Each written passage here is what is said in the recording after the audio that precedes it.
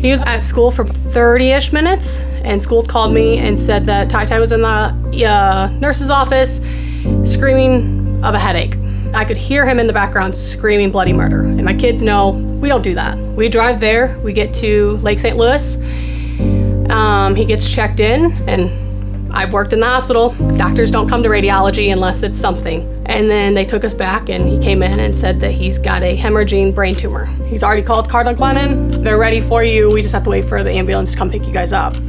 And so he sat there and waited with us. It seemed like a million years. And then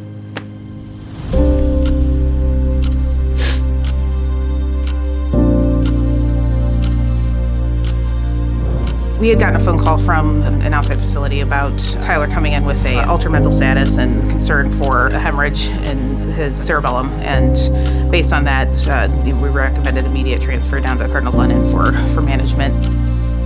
Basically, as soon as he arrived, there was not much time to kind of ease them into that sort of discussion, but they really handled it quite well with a lot of grace. Hemorrhagic tumor in a pediatric patient isn't all that common. It made him arrive with needing more emergent planning, emergent management in the operating room, also with informing his family of this relatively life-changing diagnosis. It wasn't a good prognosis because of where it was and how far it spread. But he did really well during the whole surgery. Post-op, he was in the PICU for an extra week, maybe a week and a half, but he was extubated probably within a day or two, which was pretty impressive because everything was back to working and his brainstem wasn't damaged. So it was particularly difficult in his case. Every tumor's different. We always do warn families that there's a chance that there could be some residual that might warrant additional treatment, or depending on the diagnosis, that additional surgery might be necessary down the line. So they told us the worst case versus the best case, with the best case being about 0% chance, and it came back as the best case.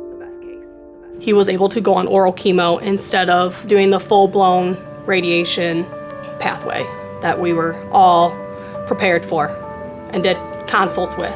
I mean, he was very motivated and very cooperative with trying to get himself back to the life that he had before. And that is, I think, a big part in why he was able to recover as well as he did, is because he was so invested and motivated to do that despite his young age. It helped that he also had a wildly supportive family. It's hard to talk about it, but Kemp, she's the bomb. I don't know. She came in and she was straight with us. And I mean, I respect that 1,000%. Oh, he's not going to let it stop him. Not at all. Kind of be a beacon for other kids in that similar situation.